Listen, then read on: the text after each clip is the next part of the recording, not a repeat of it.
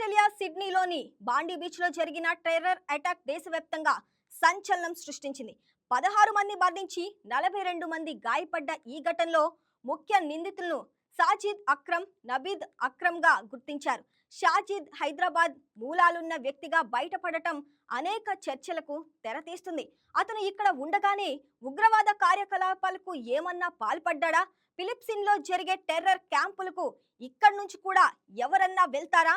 అతనితో పాటు ఇక్కడ ఇంకా ఎంతమంది ఉన్నారు?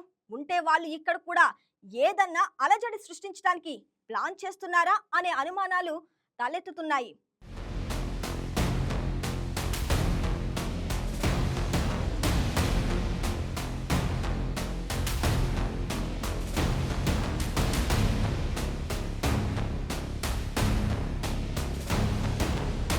ఆస్ట్రేలియా సిడ్నీలోని ప్రఖ్యాత బాండీ బీచ్ లో జరిగిన ఘోర టెర్రర్ అటాక్ నిందితులు సాజిద్ అక్రమ్, నబీద్ అక్రమ్ డిసెంబర్ 14 సాయంత్రం 6:47 ఆర్చర్ పార్క్ లో హనూకా ఉత్సవంలో 1000 మంది యాదూ సమాజ సభ్యులపై సాజిద్, అతని కొడుకు నవీద్ తుపాకులతో దాడి చేశారు.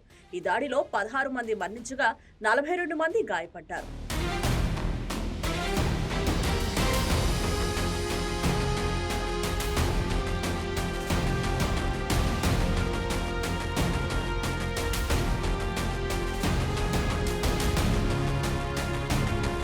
యాభై ఏళ్ల సాజిద్ అక్రమ్ కు హైదరాబాద్ మూలాలు ఉన్నట్టు బయటపడింది.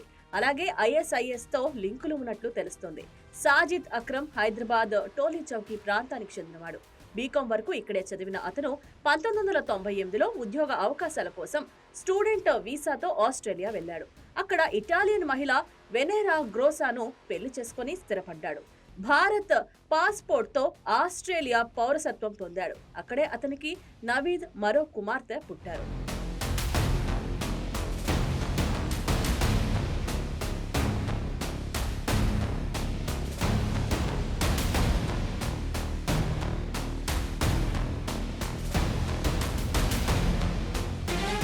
షాజిద్ ఆస్ట్రేలియా వెళ్లిన తర్వాత గత 27 ఏళ్లుగా హైదరాబాద్ కుటుంబంతో సంబంధాలు అంతం తేనని తెలుస్తోంది. తెలంగాణ పోలీసుల వివరాల ప్రకారం భారత్ కు 6 సార్లు మాత్రమే అతను వచ్చాడు. అది కూడా ఆస్తి వ్యవహారాల మీద మాత్రమే. అతనికి భారత్ లో రాడికలైజేషన్ లేదని పోలీసులు నిర్ధారించారు. ఆస్ట్రేలియాకు వెళ్లక ముందు అతనిపై ఎలాంటి కేసులు లేవని తెలిపారు. అయితే హైదరాబాద్ లో ఉగ్ర లింకులు చెక్ చేస్తున్నారు. అతని వాహనంలో ఐఈడీ బాంబులు, ఐసిస్ ఫ్లాగ్, ఖురాన్ ఉన్నట్టు గుర్తించారు. అతన్ని ఆపడానికి ప్రయత్నించగా గాయపడి ఒక వ్యక్తి మరణించాడు. బోల్ట్ యాక్షన్ రైఫిల్స్ తో 103 రౌండ్లు కాల్చినట్టు తెలుస్తోంది. పోలీసుల ఎదురు కాల్పుల్లో సాజిద్ స్పాట్ లోనే మరణించాడు. గాయపడిన నవీద్ ను ఆసుపత్రిలో చేర్చి చికిత్స అందిస్తున్నారు. షాజిద్ పాస్పోర్ట్ చెక్ చేయగా నవంబర్ 1వ తేదీ నుంచి 28 వరకు ఫిలిప్పైన్స్ వెళ్లినట్టు గుర్తించారు. తండ్రి కొడుకులిద్దరూ దావోలో ISIS hot spot military style training పొందారని తెలుస్తోంది.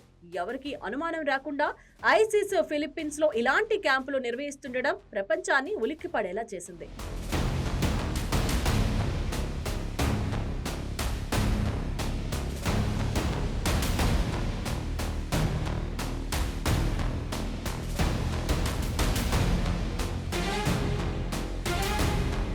షాహిద్ కు అబూ సయ్యఫ్ గ్రూప్ తో లింకులు ఉన్నట్లు అనుమానిస్తున్నారు. Sajid gun club member.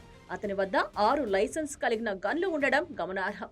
కొడుకు నవీద్ 2019 నుంచి ఇంటెలిజెన్స్ రాడర్ లో రాడికల్ ప్రీచర్ విస్సామ్ హాదాద్ ఫాలోవర్.